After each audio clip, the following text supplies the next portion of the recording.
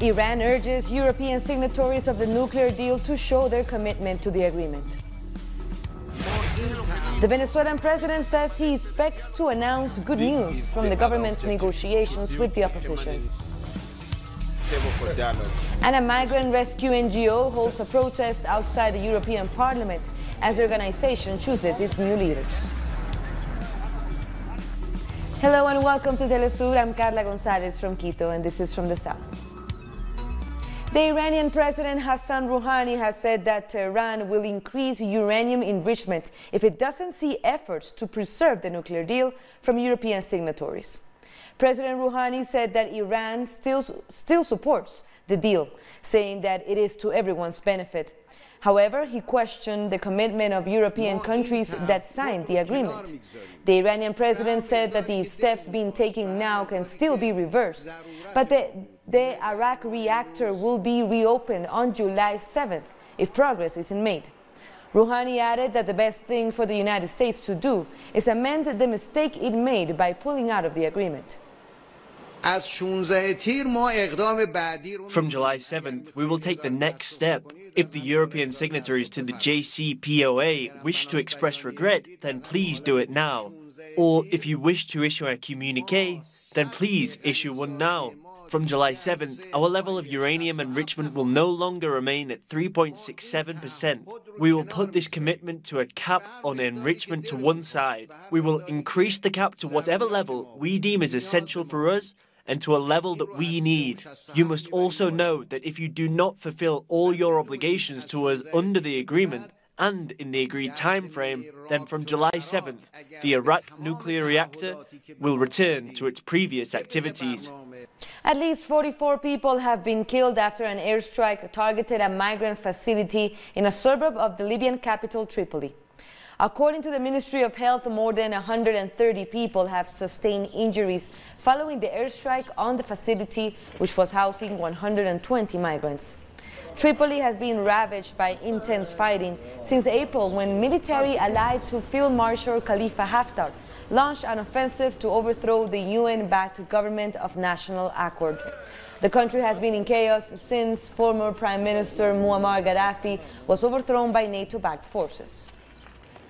Some people wounded and they die on the road on their way running, and some people are still under the block, so we don't know what to say. All what we know is we want UN to help people out of this place, because this place is dangerous. We know it's going to happen like this before, but we don't have any power to do anything. So there's small children and there's some people that stranded here. They don't know what to do. They don't know where to go. Like me, I don't know what to go. I don't know what to do. I don't know where to go. Our correspondent Nayara Tardo has more details. More than 40 people died, with many more injured during an aerial attack against a migrant detention center in Tripoli, the capital of Libya. Local media outlets are reporting that the attack has been attributed to forces loyal to Field Marshal Khalifa Haftar. The attack has drawn international condemnation.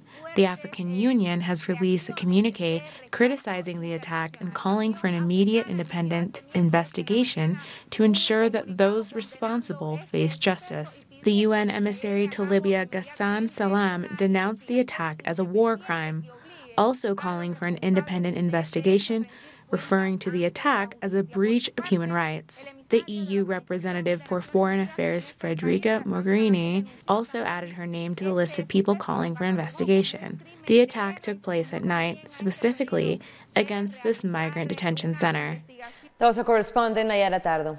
Now we head to the Caribbean. CARICOM leaders are set to discuss their position on the political situation in Venezuela when they meet in St. Lucia for the 40th regular meeting of CARICOM heads of government. CARICOM Secretary General Irwin LaRocque made the announcement at Tuesday's pre-summit media briefing, where he also reaffirmed CARICOM's support for a peaceful resolution in Venezuela. The principle of non-interference, non-intervention. The issue that there must be dialogue between the opposition and the government. The issue of non-politicization of aid. The issue that there must be a peaceful resolution the issue of the peace, of the recognition of the Constitution and the rule of law, all of which are principles up to this, that every single member state, whether they recognize Juan Guaido or not, or they recognize President Maduro or not, adhere to those principles, as distinct from others who are demanding that there be regime change or other avenues. We cannot afford any kind of this thing to escalate into a kind of violent confrontation in Venezuela. For more on that meeting, let's turn to our correspondent in St. Lucia, Alison Kentish. The Conference of Heads of Government of the Caribbean Community gets underway here in St. Lucia today with an official opening ceremony set for 4 p.m. Now, ahead of that meeting, CARICOM's Secretary General Erwin Larocque has been briefing the media on some of the topics the leaders are expected to discuss during their 3 days of deliberation. And they include some of the most pressing issues facing this region presently, including climate change, tackling the region's ballooning food import bill, strengthening the grouping's single market and economy, border concerns, as well as crime and security. Now, Venezuela is also down for discussion, and Secretary General Erwin Larocque said on Tuesday that the group of countries will continue to adhere to the principles of non-interference and non-intervention, as CARICOM remains committed to assisting with a peaceful resolution. Venezuela is participating in this meeting as an observer country.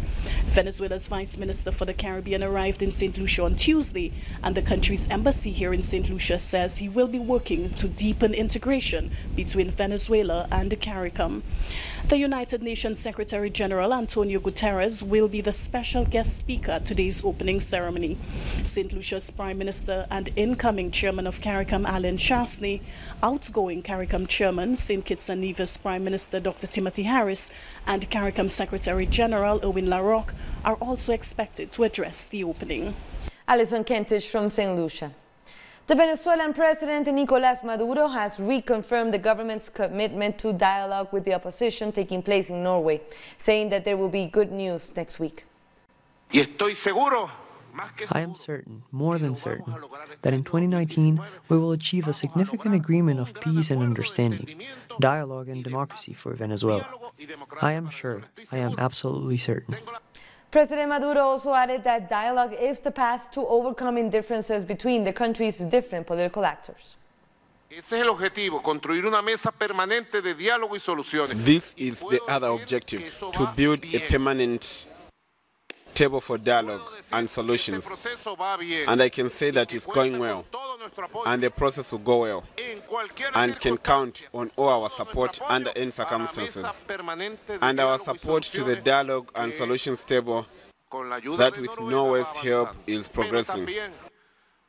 Also, we have our doors open for the political dialogue with all leaders and political opponents. And there's going to be good news which is expected to come next week.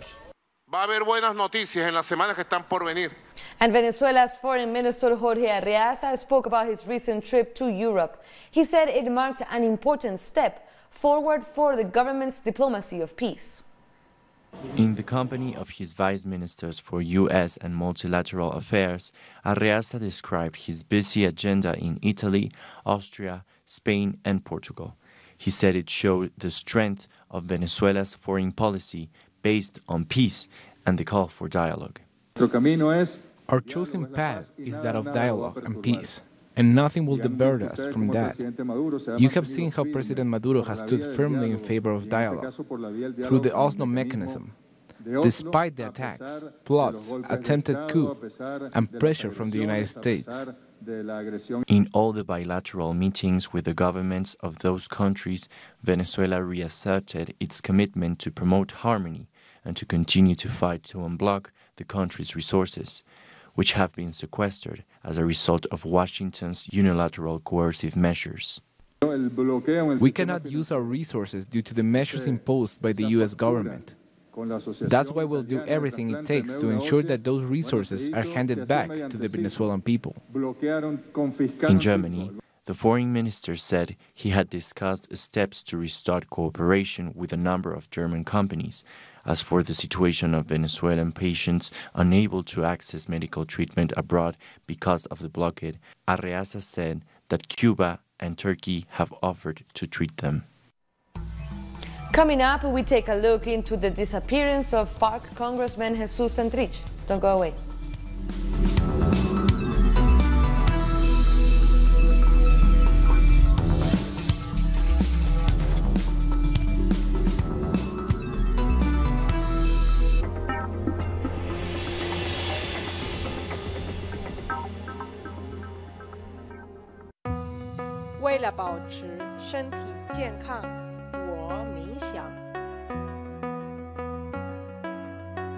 Para mantenerme saludable, yo corro.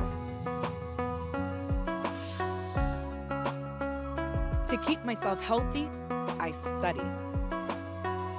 Για να διατηρηθώ υγιής, τρέφομαι σωστά. Para mantenerme saludable, yo bailo. Para mantenerme saludable, yo purifico mi espíritu a través del cuerpo. ¿Y tú? Get your body. Tuesdays, only on Telesur.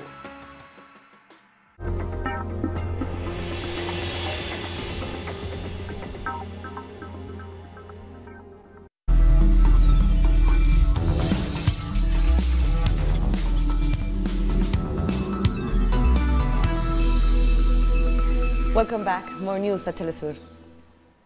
Dominica's Prime Minister Roosevelt Skerrit says he plans to bow out as leader of the Dominica Labour Party after the general elections. He made the revelation during a political rally in Antigua and Barbuda, where he addressed Dominicans, some of whom moved there following the devastating effects of Hurricane Maria in 2017. Elections are constitutionally due by March next year, but many presume it will be held by the end of this year, as rallies rage on. Skerrit became the youngest head of government at the age of 31, surpassing Joseph Kabila of the Democratic Republic of Congo. SVG Air, the national airline of St. Vincent and the Grenadines, might be permanently providing flights between Grenada and one of its smaller islands called Carriacou.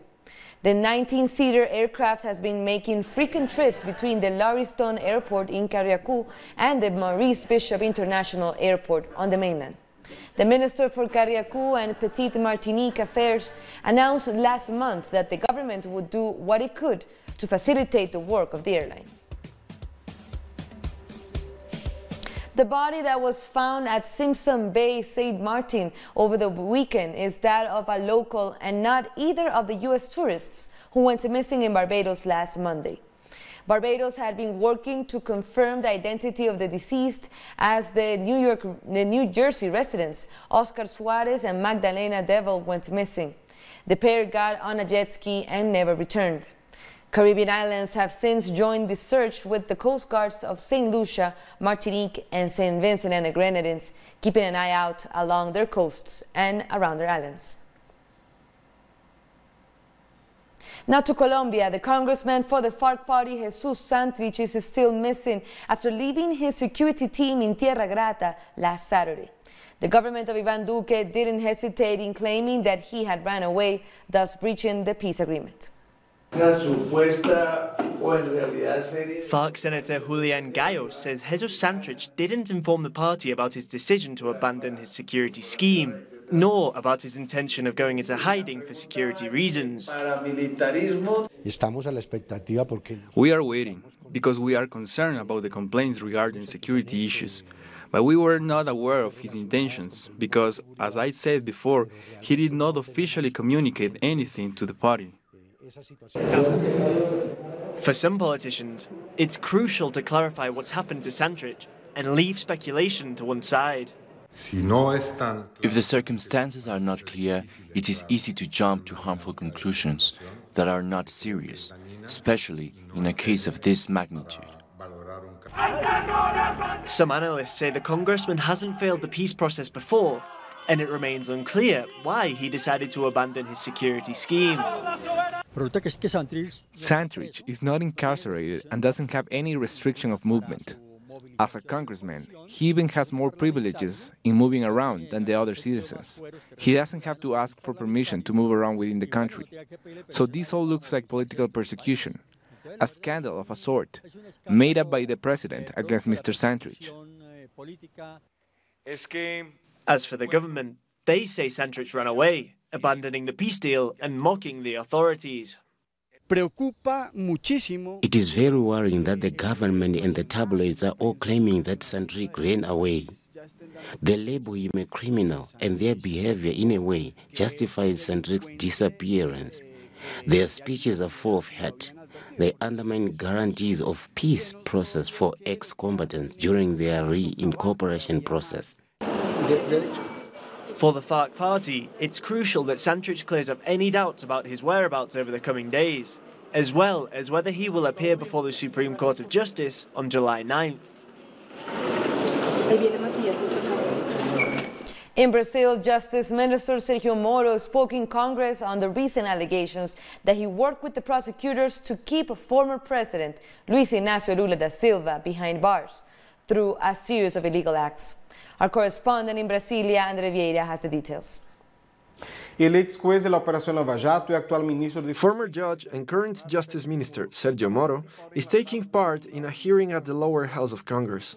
He will have to explain recent accusations published in The Intercept that revealed he worked together with the public ministry to sentence former President Lula da Silva without a fair trial.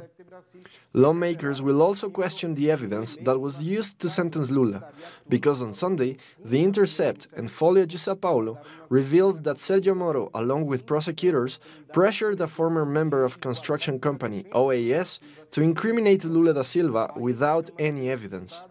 Meanwhile, Lula's defense team continues searching for ways to annul his prison sentence. That was André Vieira from Brazil. The Ecuadorian government has deployed some 2,400 soldiers and police officers to the region of La Merced de Buenos Aires to crack down on illegal mining. The government also issued a state of emergency for the mining region after deadly clashes between armed groups fighting for control of illegal mining activities.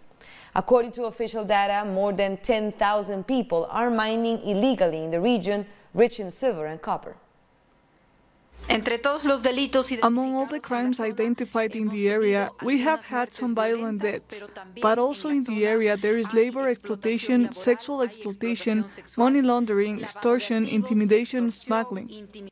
Bolivia's gross domestic product grew by 4% in the first half of this year, as projected by the government of President Evo Morales. That was in spite of economic problems in the country's main trading partners, Argentina and Brazil.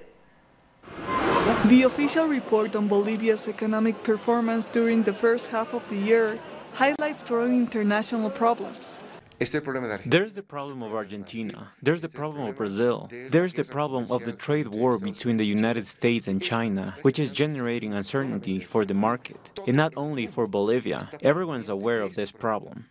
Brazil and Argentina are the main export markets for Bolivian natural gas. But official analysis says internal economic problems in these countries have reduced demand.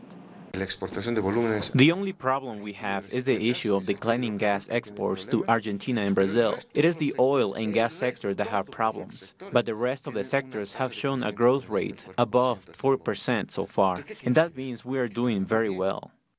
According to analysts, the strength of the Bolivian economic model lies more in the domestic market rather than in exports. There has been some aggressive public investment in this country, and the government continues with public investment thanks to its economic model of accumulating financial buffers, or matrices, during favorable periods of the international market, and relying on them when there are hard times.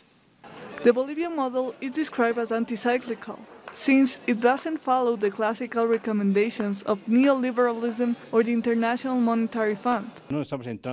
We are not getting scared. We don't act like it's better not spending anything, not making investments. No, what we're doing is called an anti-cyclical behavior, which means that when we have been able to gather the matrices, we will use them so that public investment isn't slowed down. For us, public investment is important. As elections are nearing, official economic projections indicate a growth of 4.5%. with an annual inflation of 4% for this year. After the break, China dismisses the UK's posturing over Hong Kong as colonialist. Stay with us.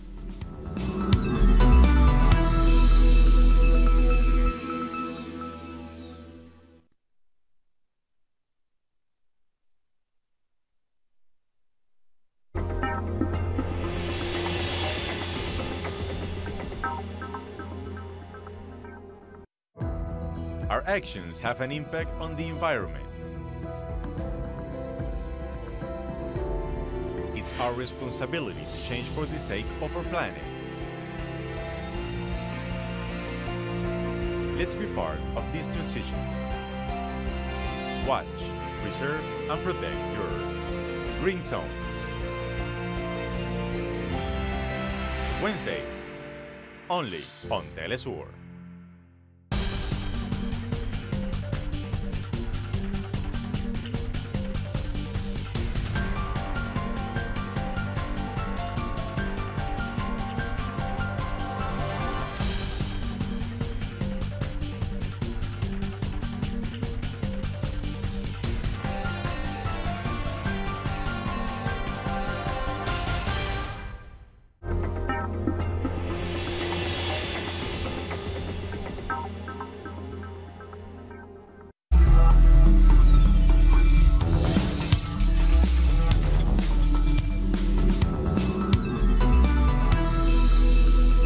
Thank you for joining us again.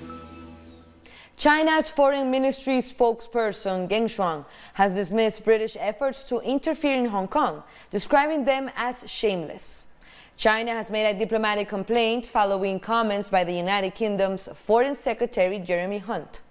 The foreign ministry said the senior British diplomat is stuck in the fantasy of colonialism in days gone by. Geng added that events in China's special administrative region are a purely internal affair. The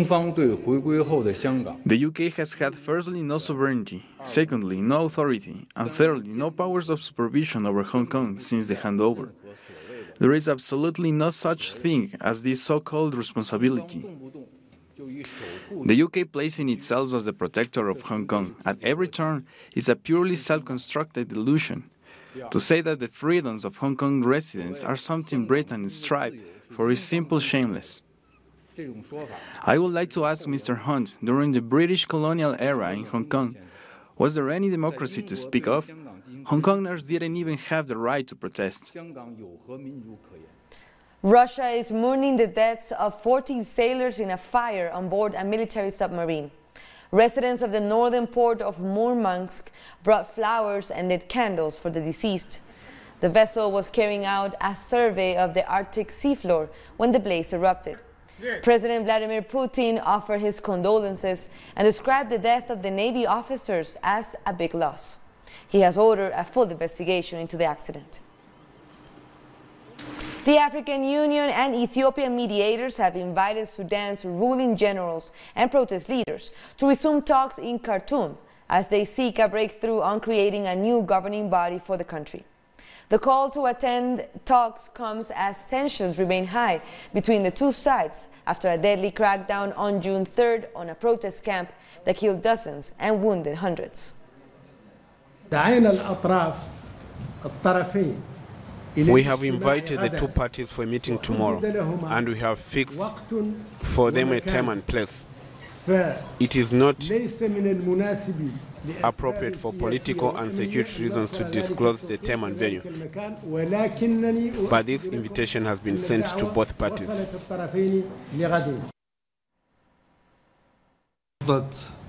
One point where opinions are conflicting, and that is the Sovereign Council.